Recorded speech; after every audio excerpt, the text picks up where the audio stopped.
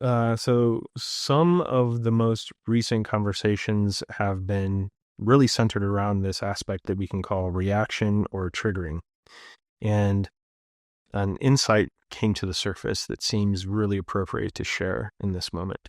And really, the way to put that is that triggering is not a measurement to map where we are on the path. It's triggering is not something that's even worthy of evaluation. In fact, these reactions and these triggers, when they are evaluated, that sense of guilt or shame that may come up around that is exactly the mechanism of guilt or shame that keeps us addicted to thought and is more likely to instigate more of the same. In other words, it's a very tight circle. It's a tight recursive experience, or even iterative, I guess we could say. So triggering is really not a measurement of where we are or what we are. Instead, triggering is an insight that's revealing itself that we are somehow misconstruing. That's probably the best way to look at this. So when a trigger comes up, here's the recommendation or the pointing. When a trigger arises or when a reaction arises, be so thoroughly with that experience that you see what it is doing. It is the verb of triggering itself. It is providing something. It is creating a point of reference to something. And by doing so, it is actually referring to something more primary or more initial. And in that, it is revealing itself. If we decide to step into a point of resistance around that reaction or that trigger, what we actually tend to do is create more of the same, or we enter into the hall of mirrors in that very instant. So this pointing is to say, if a trigger arises, allow it to arise and be so thoroughly with that experience that you can see essentially what purpose it's attempting to serve, because you will recognize that it is referring to something. It is attempting to move you away from something else. And you also may begin to see that in that very moment of triggering, that the trigger itself has actually been going on for a while, that the trigger is probably like a fuse before the explosion, so to speak. In other words, the trigger is the avoidance or resistance to something else arising, and that actually can have quite a span of time. So even if our direct experience of the trigger seems to be a sudden moment where we are suddenly in a state or an experience of deep protection, if you watch carefully, you'll see that that trigger actually began maybe even weeks prior, and that it was a slow buildup around that.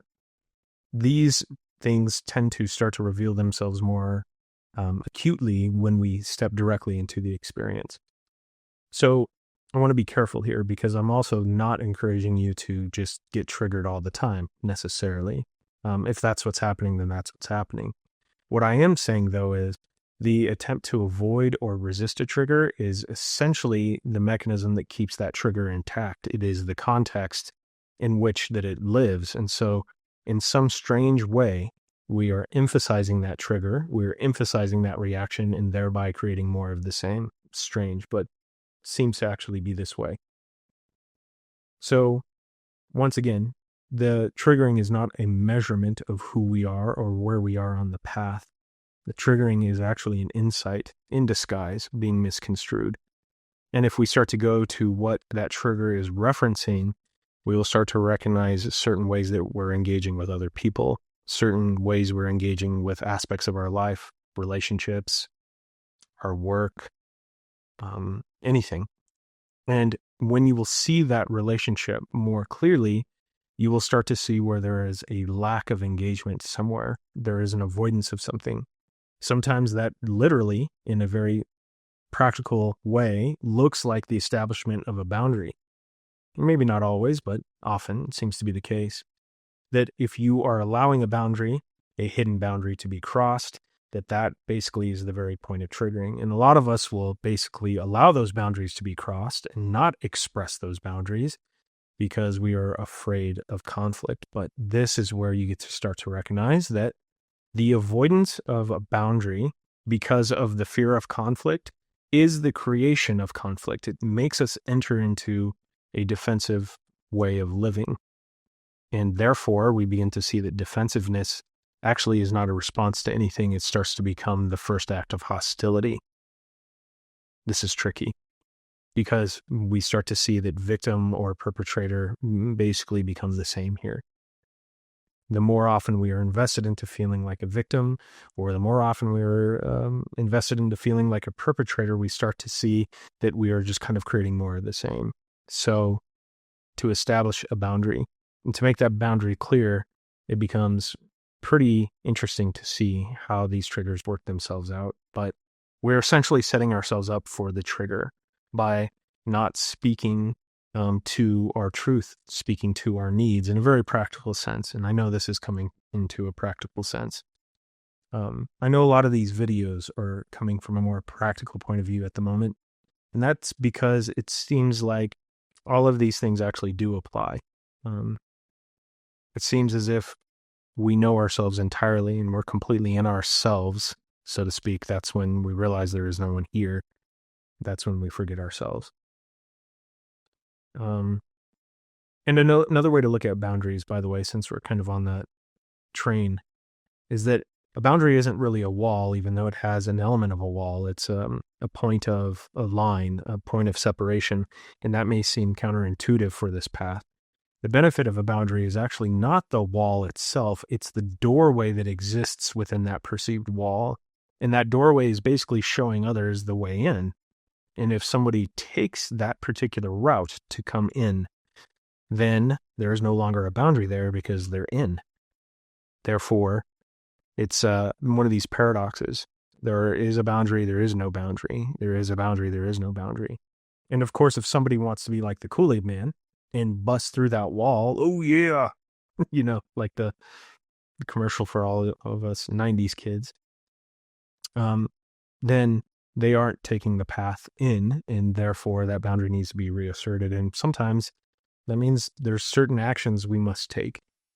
The benefit of a boundary primarily being that it provides space of introspection, provides space of feeling, but also there's something mutual about it. A boundary is an act of compassion. It's actually showing someone something that may be unconscious for them. If we are all in tune, clear and sensitive, then verbal boundaries become seemingly unnecessary. Somehow we just become aware of these natural motions, these energetics, we could say, and then it seems as if there needs to be no boundaries. But that doesn't mean that we don't engage in the verbal quality of expression and sharing in these relationships. These things are the ways we engage: to speak, to potentially confront, to be honest. All of these aspects are really crucial for essentially finding that underneath it all is a yearning for for connection.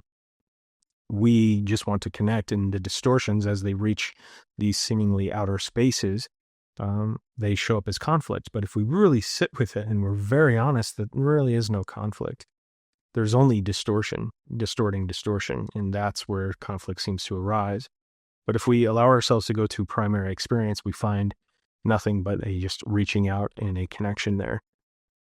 So I know that was a little bit of a tangent oriented around this, yet the triggering itself is so crucial, because the triggering obviously comes with thought and it comes with narrative, but it also comes with a very primary sensational experience that we just don't want to be around. And we all seem to have a go-to. When this overwhelm of experience seems to arise, there's a variety of different ways that these differently formed personalities tend to take. Some people have an outward explosion, something that seems like anger. Other people withdraw. Some people disassociate. Some people become highly manipulative. It's important for you to see how this personality that you're experiencing manages a trigger, attempts to control that trigger, because the trigger is an attempt to control in the first place. So by attempting to control a trigger, we're attempting to control, and we become more distorted. If you can get down to brass tacks, you will feel something very sensationally arising in the midst of that experience. And you will find that the trigger is actually revealing something that, in reference on its own, it's pointing. And to watch that mechanism play itself out begins to allow us more insight. We get closer to this primary experience that we might seem to see that we have a preference around. And when we see that we have a preference, we begin to play with the edges of that and see if, does it actually have a quality of something that I like, something that I don't like? Does it actually have a quality of discomfort? Does it have a quality of fear? What is the quality itself? And the closer we get, it seems to be less determinable in such a way. And we see ultimately nothing really there. A lot of assumptions and interpretations taking place. Very useful way to engage here. So I guess on one level, allow yourself to be triggered. I mean, there's nothing really to do about the reaction anyway. It's not like we can really control reactions. And oftentimes in our strategies that we create to essentially mitigate these reactions, we think that we're doing the right thing because the mind has an idea of what this is all about. But what we've really done is taken certain experiences and made them go dormant and actually have disassociated. And by doing so, we've become less keenly aware of arising experience. This is a call to come closer to that which is arising now. Don't make these things go dormant. Instead, come into contact with them, and then you will find absolute relationship. And in that reconciliation, more awakening arises. Funny, more awakening. It's not like it's really less or more, but in the experience of the human, it seems to be amplified somehow. Interesting. So, once again, before the end of this video, and just say it one more time, triggering is not a measurement of who we are or where we are on the path. The trigger, the reaction itself, is simply a point of reference that's providing insight. And if we look carefully, we will begin to see that and move closer to that initial experience. And that really is the path itself. Would love to hear your experiences with this. Would love to hear more questions. And as always, those are available in the comments below. So thank you for listening and appreciate your eyes and ears. Thanks.